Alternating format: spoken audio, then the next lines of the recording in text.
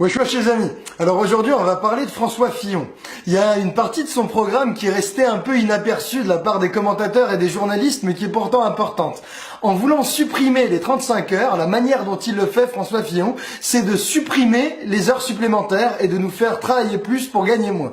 Alors ce qu'il faut comprendre, c'est que le temps de travail est fixé par la loi. La loi donne une durée légale, là en ce moment c'est 35 heures, et cette durée elle sert à savoir à partir de quand il y a des heures supplémentaires. C'est-à-dire que toutes les heures qu'on travaille au-dessus de 35 heures, c'est des heures sup, et on est payé plus pour toutes ces heures-là. Et cette durée légale, c'est ça que veut supprimer François Fillon. Qu'est-ce que ça veut dire supprimer cette durée légale de 35 heures? Là, il faut distinguer deux cas. Il y a la fonction publique et le secteur privé. Alors pour la fonction publique, c'est bien simple, il veut mettre la durée légale à 39 heures. Alors ça, ce que ça veut dire, c'est d'abord tous les fonctionnaires qui faisaient des heures sup, tous ceux qui travaillaient déjà 39 heures. Ils avaient des heures sup majorées, ils touchaient plus d'argent entre la 35 et la 39e heure. Mais là, ce qui se passe, c'est qu'eux, ils vont plus toucher ces heures sup, bye bye. Mais ils se font niquer une deuxième fois. Parce que ces 39 heures, François Fillon, il veut les payer 37. C'est-à-dire que tous les fonctionnaires vont travailler 2 heures par semaine gratuitement aux frais de la princesse. Donc ce qu'il faut comprendre, c'est que les fonctionnaires y perdent 2 fois et ils finissent par travailler plus pour gagner moins. Alors dans le privé, c'est différent. François Fillon, il veut carrément supprimer la durée légale. C'est-à-dire que le temps de travail par semaine n'est plus fixé par la loi, mais est fixé dans chacune des entreprises. Et ça, théoriquement, ça veut dire que le maximum de durée légale, c'est celui que fixe l'Union européenne, et c'est 48 heures par semaine. Alors évidemment, tout le monde, partout, ne va pas travailler 48 heures par semaine. Ça va être laissé dans une négociation d'entreprise. Mais comment vont se passer ces négociations d'entreprise?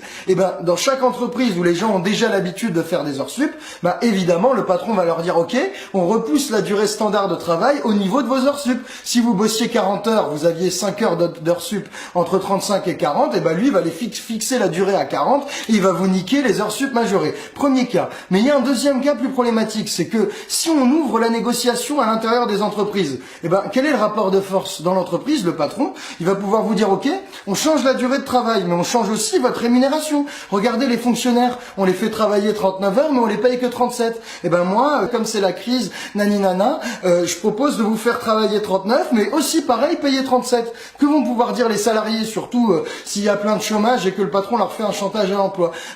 C'est bien possible que même dans le privé, en plus de ne plus se faire payer les heures sup majorées, ils finissent par travailler gratuitement comme les fonctionnaires. Donc le programme de Fillon, c'est bien travailler plus pour gagner moins.